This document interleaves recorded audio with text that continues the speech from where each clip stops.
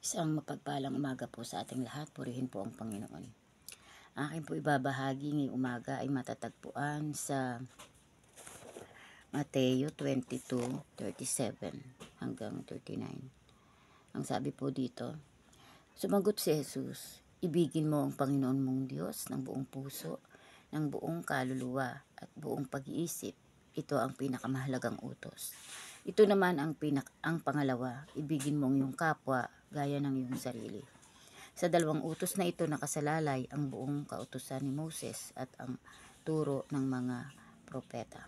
Purihin po ang Panginoon. Ito po ay paulit-ulit na nating naririnig. Lagi-lagi nating naririnig sa mga pagtuturo kahit saan. At ito naman po talaga ay dapat ay alam na alam natin dahil ito po talaga yung dito nakasalala yung kautusan ni Moses.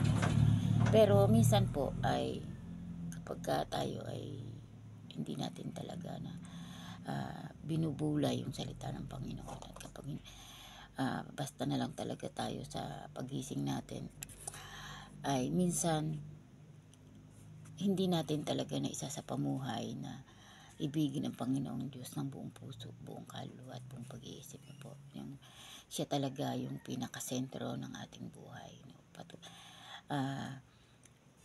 Ito yung pinakamahalagang utos, no po, pinakamahalagang utos na binigay sa atin.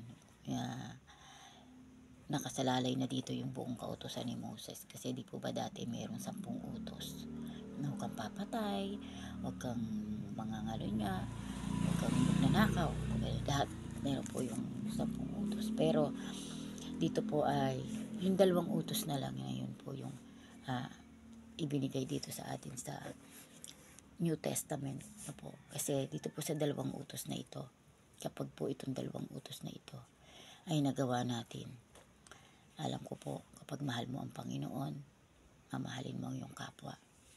Kapag mahal mo ang iyong kapwa, hindi mo siya gagawa ng masama. Hindi po ba? Kasi ang sabi po dito, ibigin mo ang iyong kapwa gaya ng iyong sarili. Na po, talaga pong kung ititingnan natin ay bakit naman ganun ang inutos ni Lord?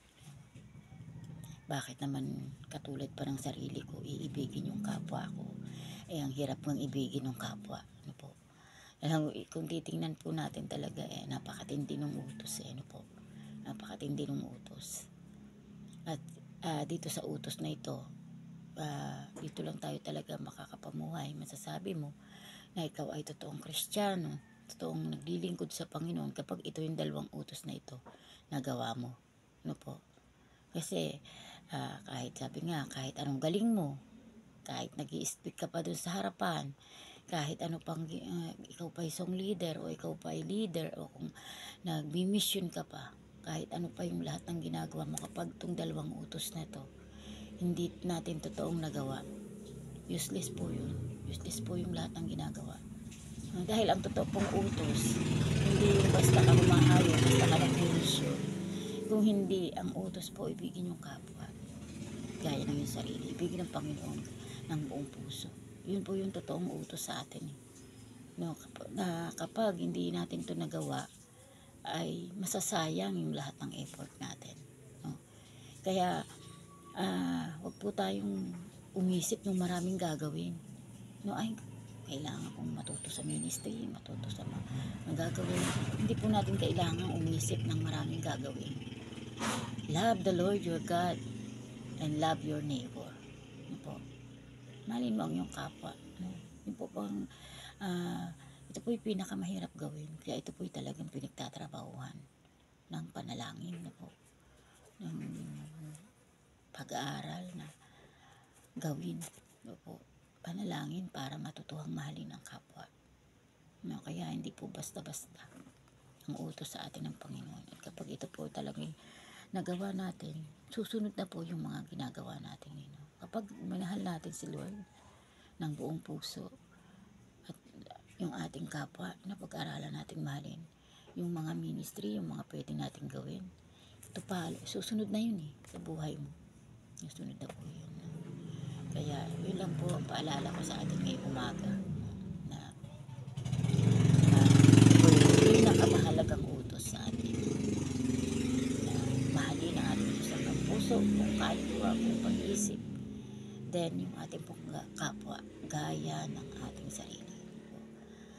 So, bakit ka masusuklam, bakit ka magagalit, bakit ka magtatampo sa iyong kapwa? Ang utos, gaya ng iyong sarili mo siya mamahalin, di po ba? So, bagamat mahirap, ito po yung ating nilalakaran. Purihin po ang Panginoon, tayo po'y manalangin. Salamat o Diyos sa kabutihan mo sa umagang ito, Panginoon, na kaloob mo. Dalangin namin, Lord, na ikaw ang sumama sa amin. Pangunahan mo kami, Lord, upang magawa namin ang utos na ito, Panginoon. Sa pagising namin ngayong umaga, Lord, ang aming mga kapwa. Sino ba ito? Ang aming pamilya, ang aming kapitbahay, ang aming mga mahal sa buhay, ang mga tao sa paligid, Lord. Dalangin namin patuloy mo kaming tulungan na mamahal ang lahat ng mga tao sa paligid namin, Panginoon. Purihin ka sa umagang ito. Salamat, Panginoon. Sa iyo po ang pagtakila at parangal sa pangalan ni Jesus.